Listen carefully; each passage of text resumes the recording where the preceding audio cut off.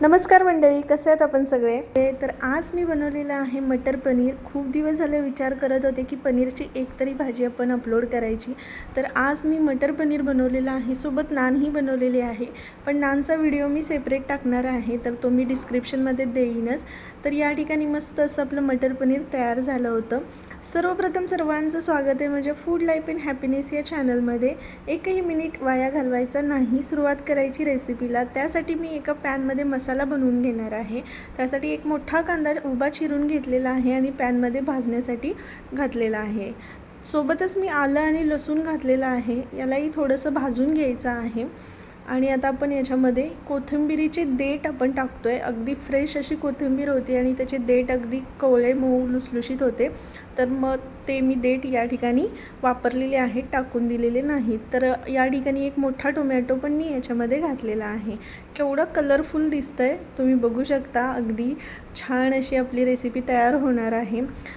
जर तुम्ही चॅनलवरती नवीन असाल आणि चॅनलला अजूनही सबस्क्राईब केलं नसेल तर पटकन सबस्क्राईब करा, व्हिडिओला लाईक करा आणि बेल आयकॉन नक्की प्रेस करा, जेणेकरून येणाऱ्या नवीन रेसिपीजचे नोटिफिकेशन मिळत जातील. तर या ठिकाणी बघू शकता की आपण आता थोडंसं तेल टाकलेलं आहे आणि हा मसाला भाजण्यासाठी सुरुवात केलेली आहे. तर आता आपण याच्यामध्ये थोडंसं मीठ टाकून घेऊया, जेणेकरून मसाला चांगला भाजला जाईल, टोमॅटो विरघळला जाईल लवकरात लवकर. आता या ठिकाणी मी काजू टाकलेला आहे. ॲक्च्युली पनीरमध्ये काजूची वेगळी पेस्टही केली जाते, तर मी वेगळी न करता काजू यामध्येच टाकलेले आहेत.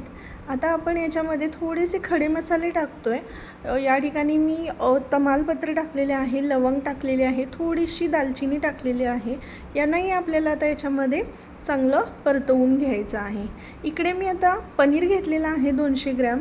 पनीर मी चांगलं कट करून घेते आहे. मी या ठिकाणी रेक्टँगल शेपमध्ये पनीर कट करून घेते. तुम्हाला स्क्वेअर शेपमध्ये हवं असेल तर तुम्ही करू शकता. तर या पद्धतीने आपल्याला पनीर कट करून घ्यायचं आहे आणि आपल्याला पनीर स्वच्छ धुवूनही घ्यायचं आहे. तर मी पनीर या ठिकाणी धुवून घेते आहे.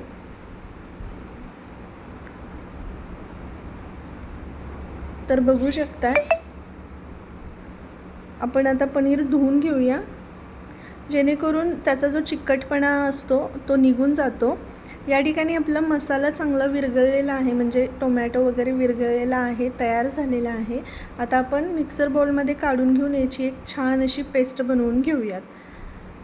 तर या ठिकाणी मी याची चांगली पेस्ट बनवून घेते. या ठिकाणी मी मटर पनीर मसाला आणलेला आहे बाजारातून आणि आता याला मी दुधामध्ये भिजत ठेवणार आहे.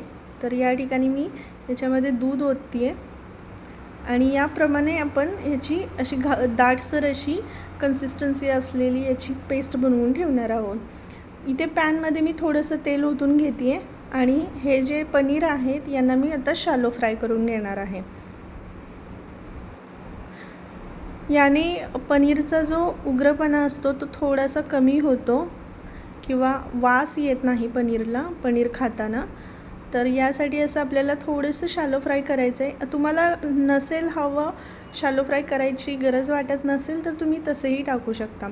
आता या ठिकाणी आपण तेल टाकले थोडंसं जास्त, त्याच्यामध्ये एक बारीक चिरलेला कांदा टाकलेला आहे. कांदा आपल्याला चांगला फ्राय करून घ्यायचा आहे. थोडंसं आपण बटर टाकणार आहोत याच्यामध्येच. बटर मेल्ट झालं की पुन्हा एकदा कांदा जरा फ्राय करून घेऊयात. आणि ही जी पेस्ट करून घेतलेली आहे कांदा लसूण टोमॅटो, ती पेस्ट आता आपण याच्यामध्ये टाकून घेतो आहे. आणि आता हा जो मसाला आहे हा आपल्याला चांगला तेल सुटेपर्यंत आपल्याला फ्राय करून घ्यायचा आहे. तर आपण या ठिकाणी मसाला चांगला भाजून घेतो आहे.